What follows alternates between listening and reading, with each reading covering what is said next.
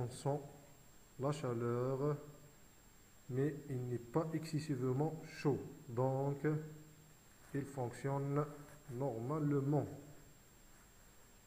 Plutôt, il fonctionne bien.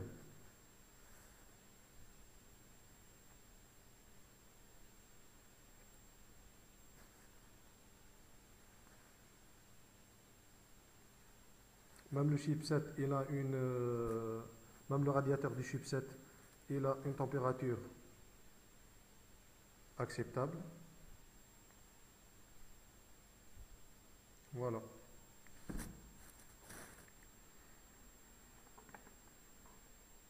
Donc, le test d'échauffement du CPU a passé bien. Donc, on remet le ventilateur à son emplacement.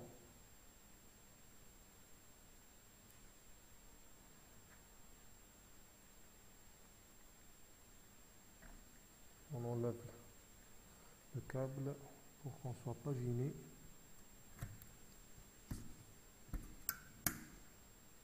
Voilà. On s'assure qu'il est bien dans sa place. On remet l'alimentation du ventilo.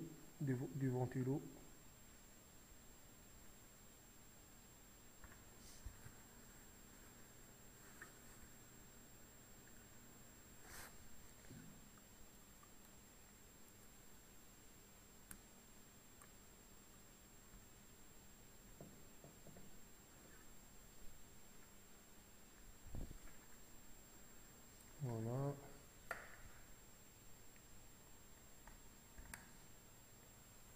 Voilà.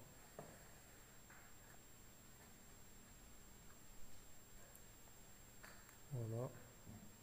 Donc on branche le câble d'alimentation pour le tester à nouveau, qu'il n'y a pas de problème.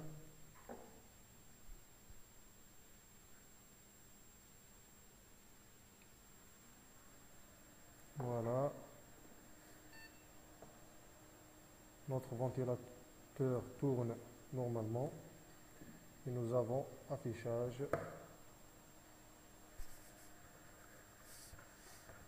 Voilà.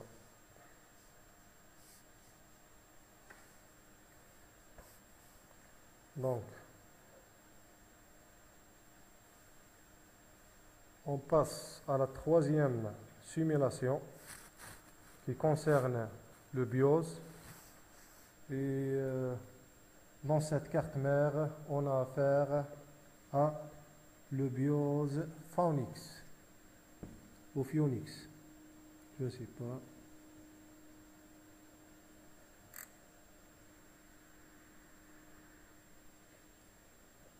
Voilà, c'est affiché sur l'écran.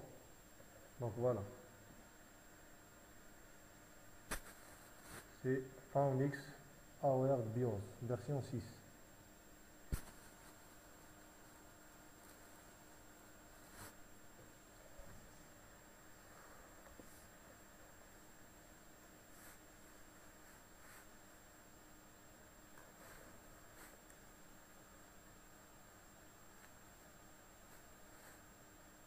Donc on commence par éteindre notre PC.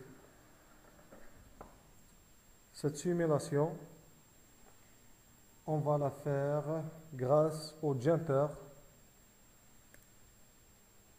situé à proximité de la pile. Donc ce jumper, il a,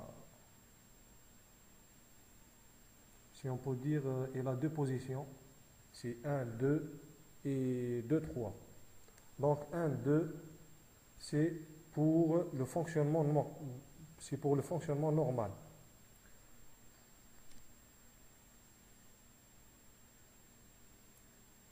Et le 2, 3, c'est pour le clear CMOS en cas de problème de configuration sur le setup du BIOS.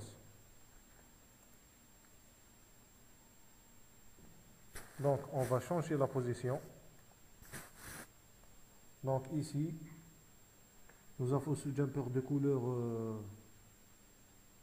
bleue. Donc, on a la position 1, 2, 3.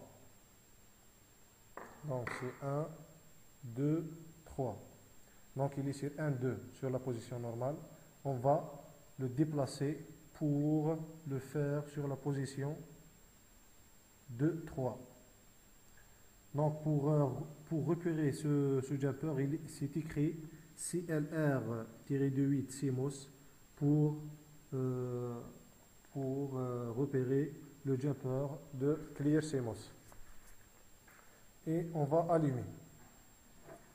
Donc on branche le câble d'alimentation.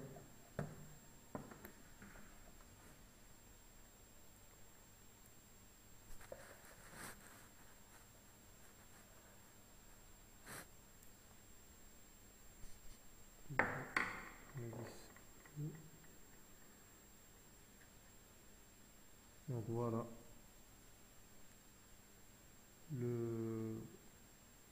l'ordinateur ne fonctionne pas, ne démarre pas plutôt. Donc c'est à cause de la position du jumper. On remet le jumper à sa position initiale, mais avant on débranche le câble d'alimentation. Voilà, donc on le remet à sa place initiale et on branche le câble d'alimentation pour allumer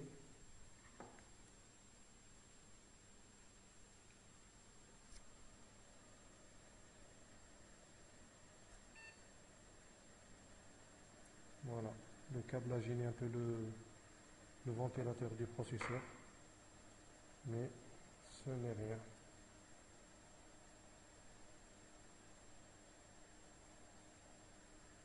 Donc voilà, nous avons cet affichage, le BIOS, voilà, le BIOS Phonix. Donc le PC fonctionne. À noter que cette simulation, elle nous a perdu notre configuration car on a fait un Clear CMOS dans cette simulation. Donc on a perdu la configuration configurée avant.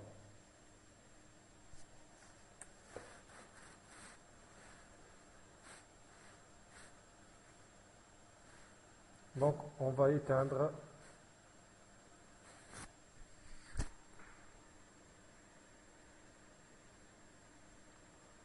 notre PC pour faire l'installation de Windows XP et Windows 2000 Server.